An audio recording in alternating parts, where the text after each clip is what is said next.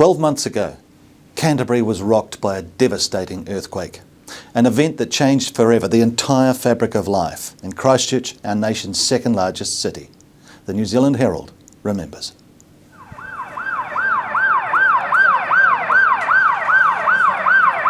I'm in trouble.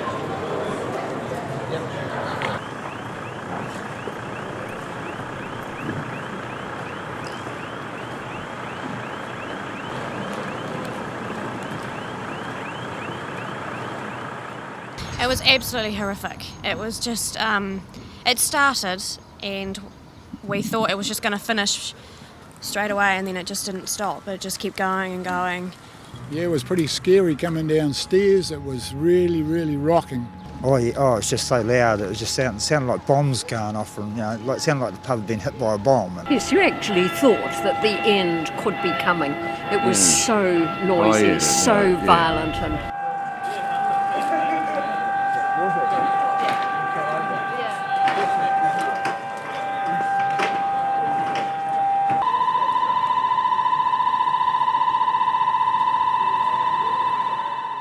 But I must admit it did feel as though everything was over. It was a terrible experience. I thought the dog was jumping around on the bed, and I woke up and realised the dog wasn't jumping around, the bed was. First thought was that a truck had hit the house, and I thought, that's stupid, it must have been an aeroplane. Pretty much like a plane taking off or about 4 trucks coming through your house. You basically felt like the house was coming down. And then I thought, it's the end of the world, so why worry? And then I thought it was an earthquake in that sequence.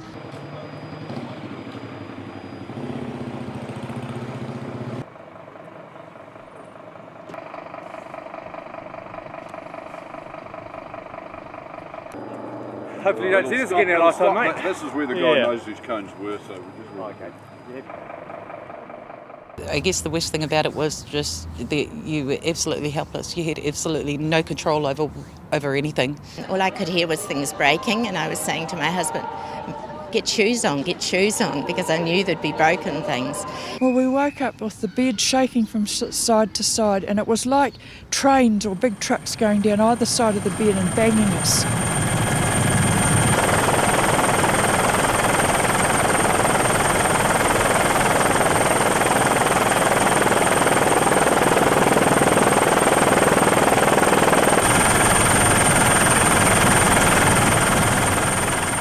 I was lying in bed alone, of course, and it's like everybody else, it was scary. I must say, I think you're supposed to get up and stand under a door frame. I just lay in bed thinking, what is going on here?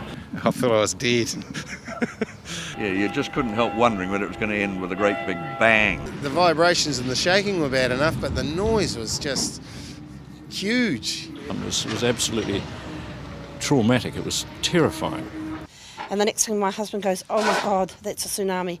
I love you, darling. And he grabbed me tight. I've never heard noise like it, and we thought that the roof was going.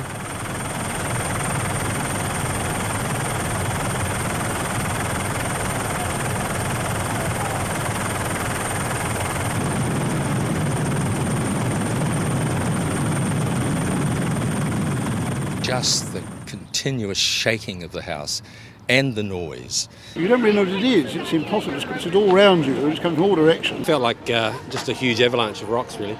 You were expecting it just to subside, but it just got worse and worse, and you were almost to the point of being thrown out of bed.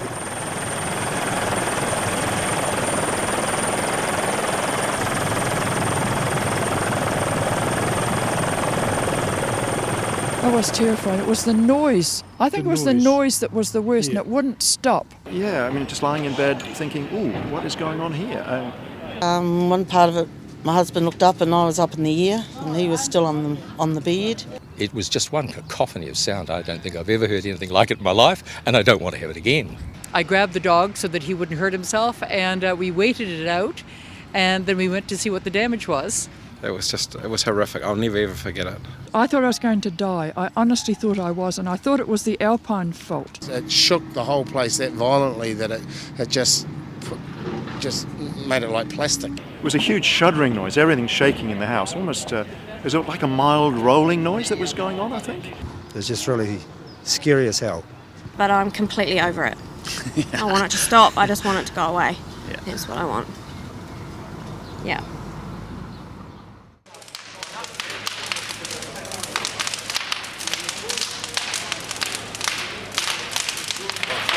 Crazy.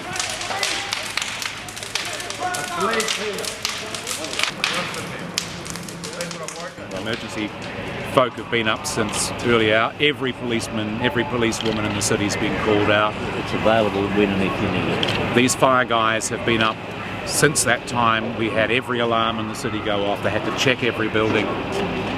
I just hope to God this doesn't spread. Oh, we've got pressure, have we? Yeah. Yep, we've got water. Great. Hot water to the engine, so that means I'll start fighting. Here comes we've got another engine coming. That looks like it'll finish. Yeah. Really tense there.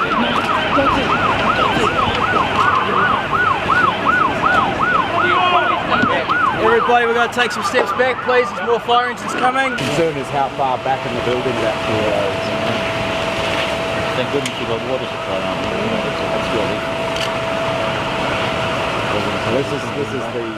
It's important that the message that goes out there isn't that somehow we can fix this place in a few days. The scale of what has happened here has not been seen in any New Zealand city. Maybe you can go back to the Napier earthquake in terms of some of the buildings that were destroyed, but in terms of the area, the population and the savage impact on the infrastructure that serves this city, clearly the impact is absolutely massive. This is the first time that we've put in place one of these special orders over the city, give us the controls that we need in terms of evacuating people and all the rest of it. In this event, the one thing that bound us all together as a city and probably as a province was that we all woke up exactly the same time, and many of you will know that. We all woke up at the same moment. There's not one of us who hasn't lost something, but I think the great news is that we haven't lost someone.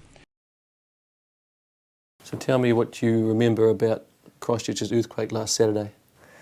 Well, I remember waking up, getting yelled at by my mum to get up out of bed and under a door frame, and it was pretty scary. I couldn't even see where I was going. Out of power, so couldn't see a thing, and we were all panicking really badly. And then the house started shaking. I could see the mirror outside my room like swaying, and I could see my walls like shaking, and all my stuff from my room was like falling over. My scooter, rugby balls off the shelf. I was sound asleep, and I got woken up by my mum shouting to get under a doorway or somewhere where you go in the earthquake, and then so we did, and it kept going, and then it stopped for a little bit, and then like an aftershock happened. It was really noisy, and then we could hear all the stuff in the kitchen smashing, all the stuff falling off and stuff. Well, it was really crashy and bangy and really noisy, and I don't know how people slept through it. It was just so noisy. Real sort of scary, plates smashing and stuff in the kitchen. Rock sounding shaky, really. It was really sound of shaking, huge stuff shaking, rocks rolling and stuff. It happens in the night, and it's so scary, and don't want it to happen, and then just not wake up, and then. Is there any good part of all this? Getting off school, I guess.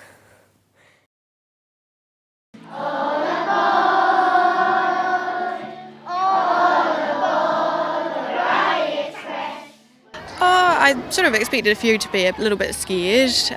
We did talk about it, if aftershocks happened, what we'd do, and just sort of had a few trial runs just to make sure that they knew what to do if there was one, and what to do if they're outside, just to reassure them and to make sure that they knew what to do in that situation.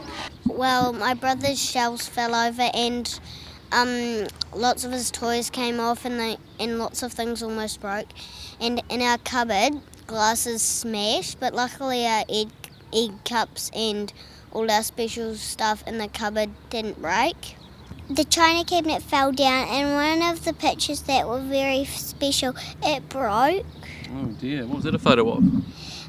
Just some pictures of flour. Come to school with lots of different stories and sort of just saying what they might have lost or how their house is. A little bit scared, some pretty frightening stories, but overall quite positive. And some of them are sort of hoping for the aftershocks to disappear. Like a whole cupboard fell over and it made a hole in the cupboard and a tiny hole in the couch, and there was heaps of broken glass. I remember the whole house shook. Did it wake you up? Then what happened? Heaps and heaps of glasses fell out of the cupboard. Oh no, anything else? CD tower. A few stories about things that they've done afterwards as well, going to their friend's house or playing with their cousins. We had a few about pets, what happened to their pets, and a few cats that had run away, and some turned up again, so that was really good.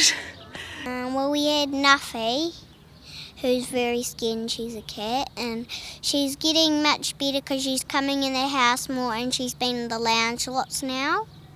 Well, we actually have 3 pets, and one's really scared, and I bought him for my own money, and he got really scared of the earthquake. What sort of pet is he?